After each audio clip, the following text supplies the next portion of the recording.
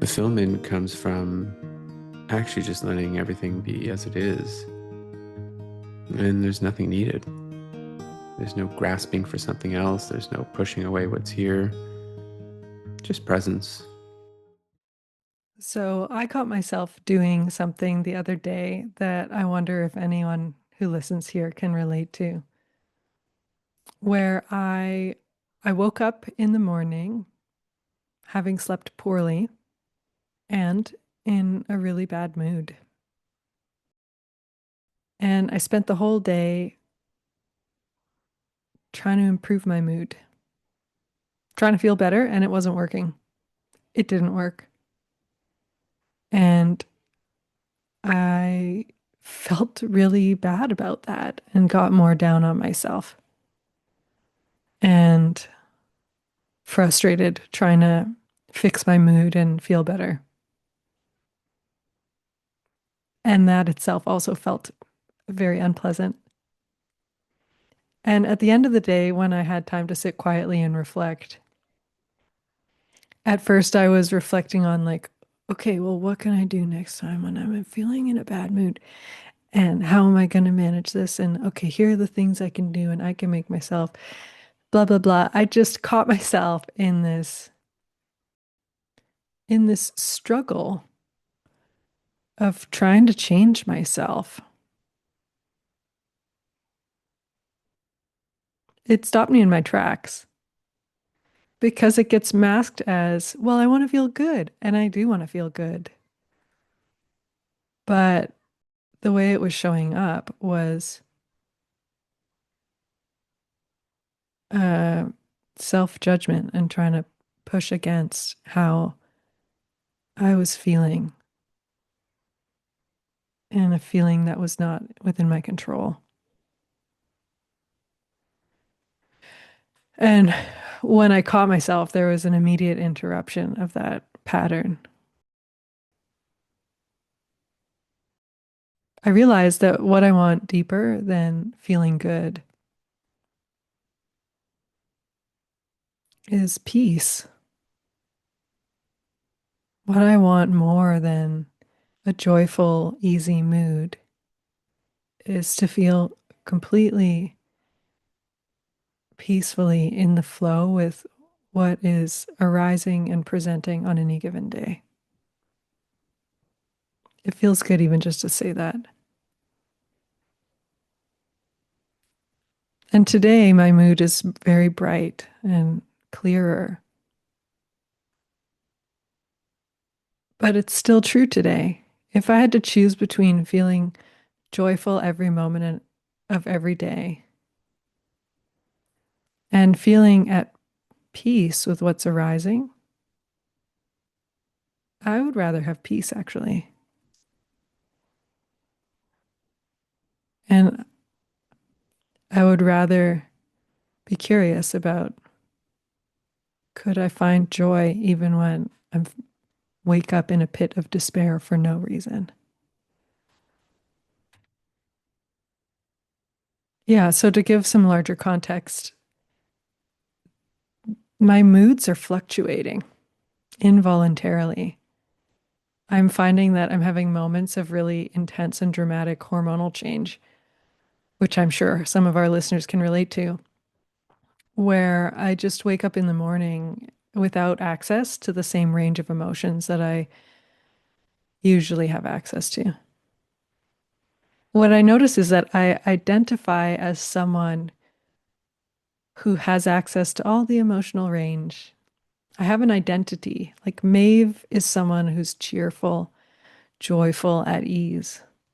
And not only is that an identity, but I'm attached to it. I didn't realize I was attached to it until I started experiencing these periods of hormonal change where I wake up in the morning and I just don't feel so cheerful. And like I said, there's often involuntary despair. I can even hear the judgment in my voice as I say it.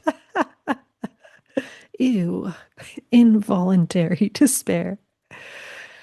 It's funny to laugh at that.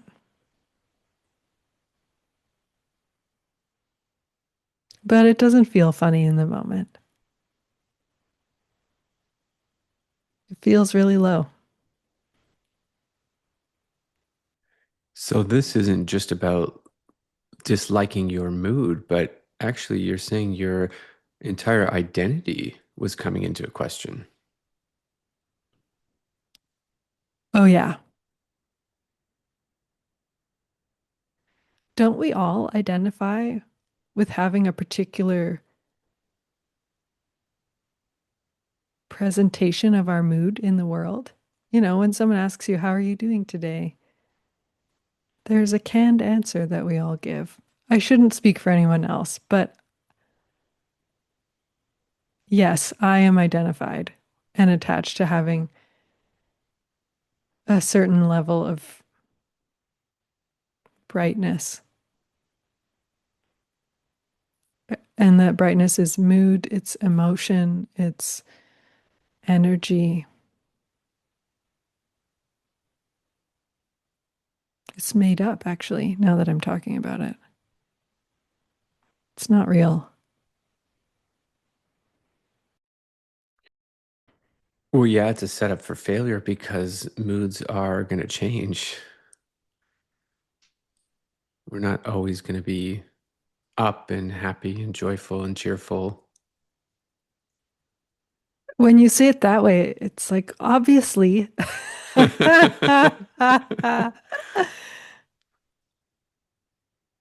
And yet, yes, there's a level that unconsciously I was believing that. It's just funny because it's like a house of cards that's just bound to fall. So, what's the very first thing that happens when you recognize, uh-oh, this is not the right mood for me. This is not the one I want to be here, the one I want to show the rest of the world. Yeah, as you asked that question, I realize it shows up in so many other ways as well. You know, even in a moment of a day, if I'm just having a fleeting emotion of anger or sadness or whatever, even if I've slept okay, but there's a flicker of an emotion, I shut it down.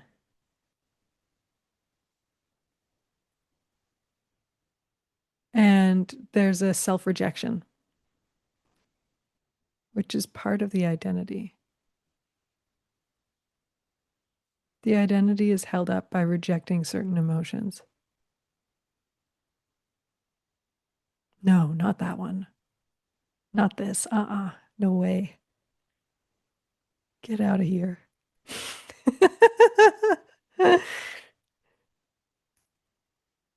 What's wrong with those emotions? Ew. Ask the question because who can't relate to not liking or wanting a certain feeling that just is not so enjoyable or pleasurable? But you're talking about this in actually a much deeper sense, it sounds like. You and I are really talking about the level that's it's deeper than cheering up. It's deeper than moving through grief, despair, anger, depression. It's about who I am, who we are, and where I'm cut off from that. And to answer your earlier question, you asked, what's wrong with those emotions? It stumps me, actually. When I reflect on the answer to that question, what's wrong with despair? There's no answer. The only answer is I don't like it. No. Something is changing as I check in. What's wrong with despair? It's unknown. And when I let it be unknown, there's nothing wrong. Yes, and you must place some kind of judgment on it because joy is also unknown. But you don't have a problem with joy. Yes, all of this is true. When I say there's nothing wrong, that's coming from a place of reflecting right now and being like, oh, okay. Oh, nothing's wrong. Um, and as you said, what you just said about joy, it shows how even the attachment to joy isn't really joy. It's an idea of what I think joy is or should be, and how I want to control and have that. And what I overhear in saying it that way is like, the control of trying to make something, which is so different from the natural freedom that joy represents. Openness without boundaries, flowing. Really, most of the time that I'm talking about mood or feeling or emotion is usually a concept that I'm talking about and trying to get something with. So, if I understand you correctly, you've conceptualized different emotions. You're attached to having certain ones and rejecting other ones. And it's really all tied up in who you are as a person. Yeah. Honestly, just talking about it really loosens the grip around all of this. Feels so much more free right now. And if your mood were to suddenly change in this moment,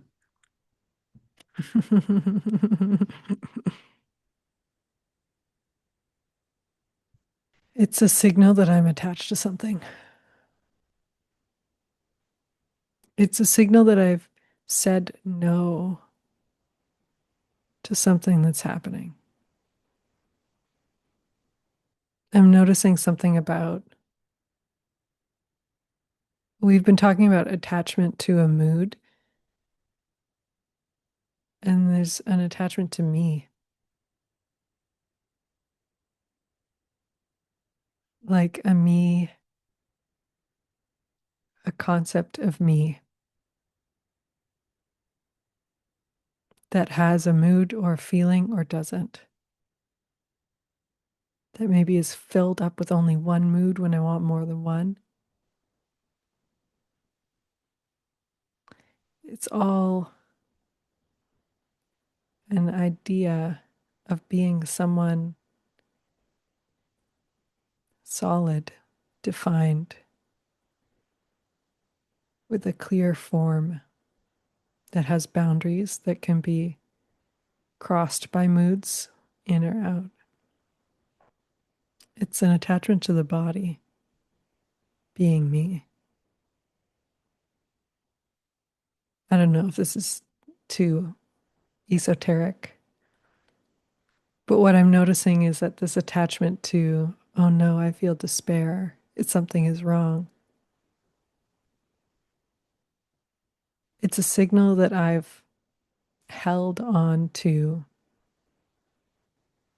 a definition of who I am that is limited and narrow. When checking in right now, I notice that everything is porous.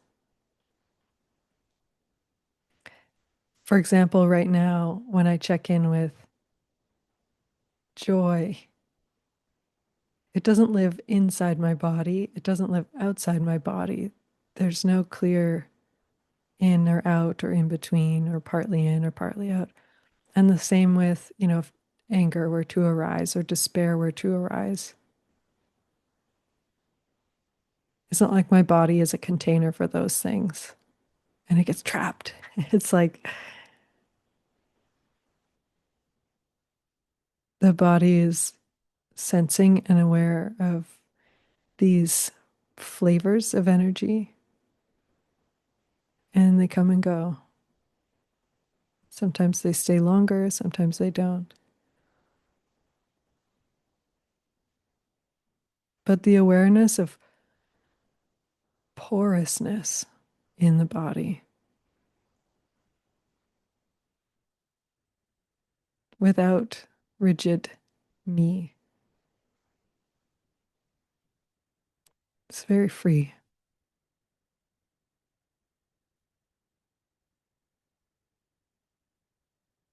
There's nothing that needs controlling or changing in that.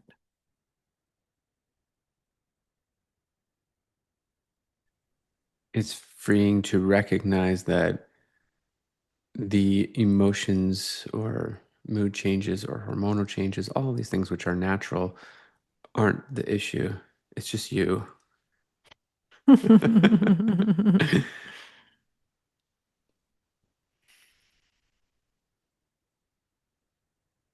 you said what you want is peace Yeah. without any concept around what the emotion is or which ones you like or which ones you want to feel or what they are, or any of that. Then you have this porousness that you're talking about. And it's peaceful. No attachment, no concept, no identity, just everything as it is.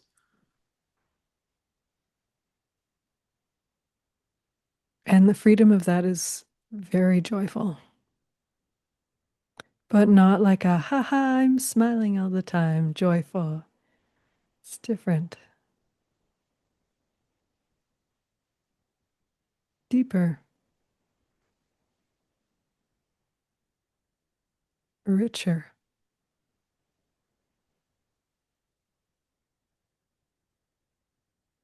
I would describe it as fulfilling for myself.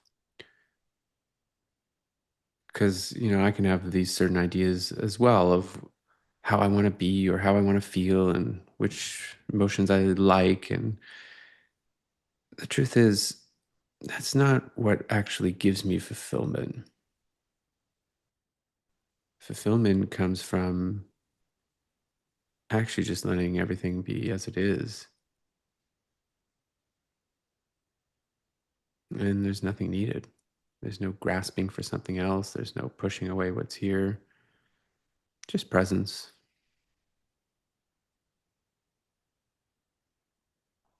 It gets so quiet.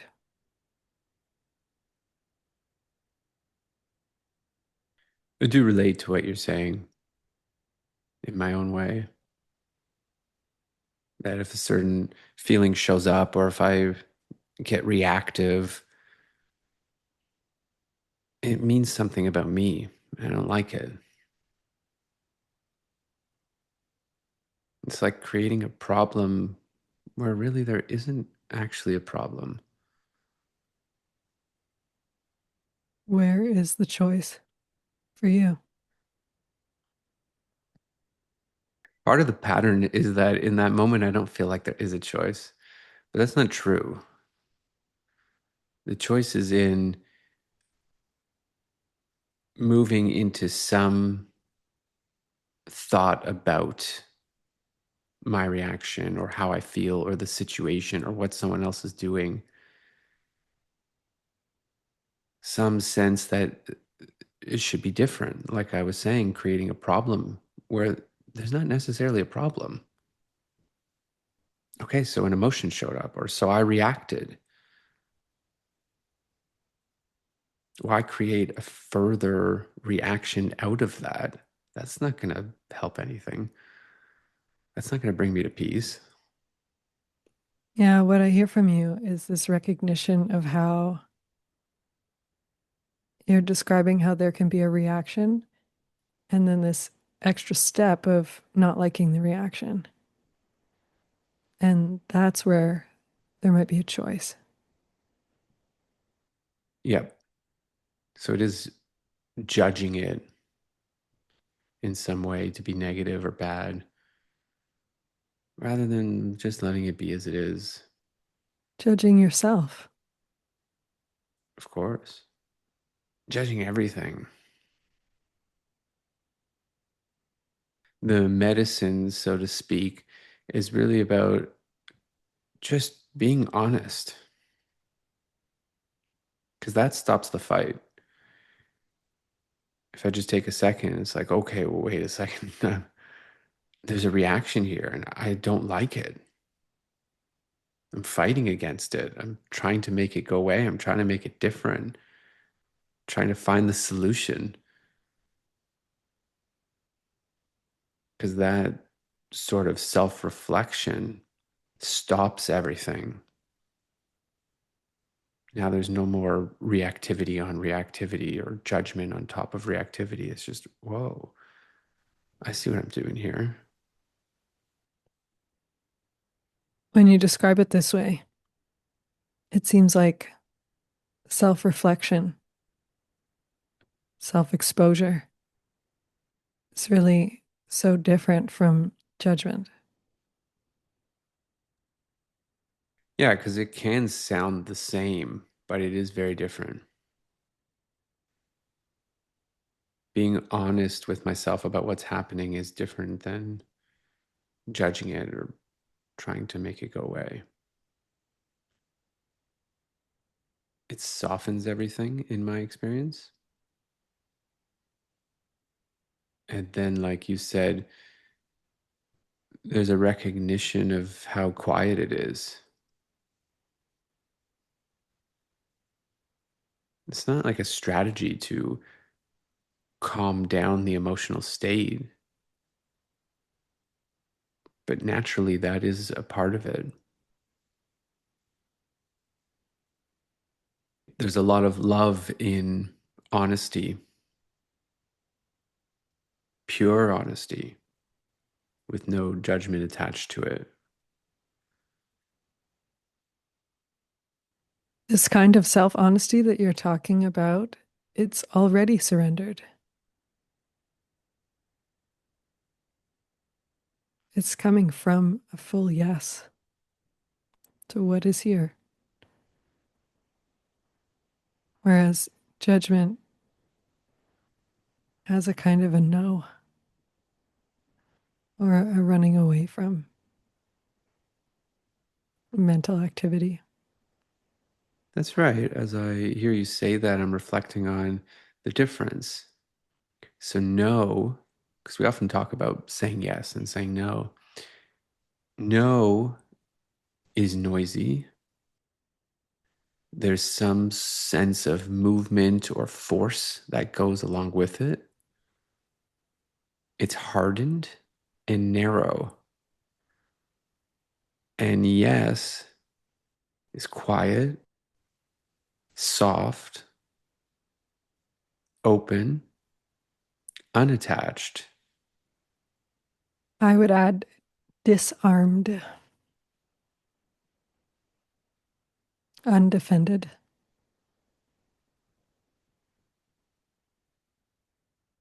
I like disarmed.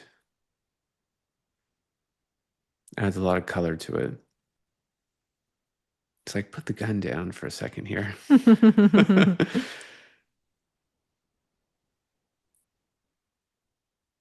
It's great because there's so many layers to it.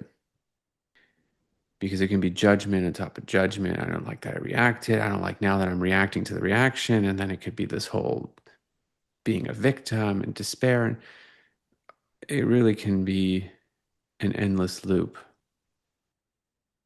But to let it just end with pure honesty.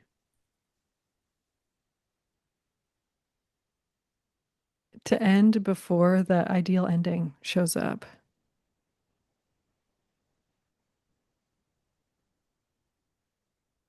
The happy ending is the one that's finished. And there's no better way to finish this episode than with that. What one thing I'd like to add is Oh, that come on, that was the perfect it was the segue to end perfect. the. Sorry. Go ahead. Well, I'm grateful that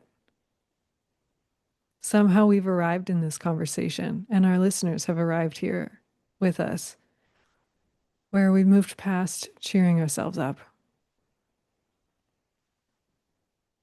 And sure, why not also cheer yourself up at times where it's appropriate? Why not? But to be available for a much deeper reckoning with peace, being peace itself, and choosing that over cheerfulness. That's what my life is about. And that's why I'm committed to this conversation. I'm very grateful. That's what this podcast is about. If someone was looking for tips on how to be more cheerful or happy or bubbly, then he came to the wrong place. This is about awakening. This is about silence. It's about love. And we're so glad you're here with us, dear listener. Thank you. Yes, thank you so much. We'll hear from you next time.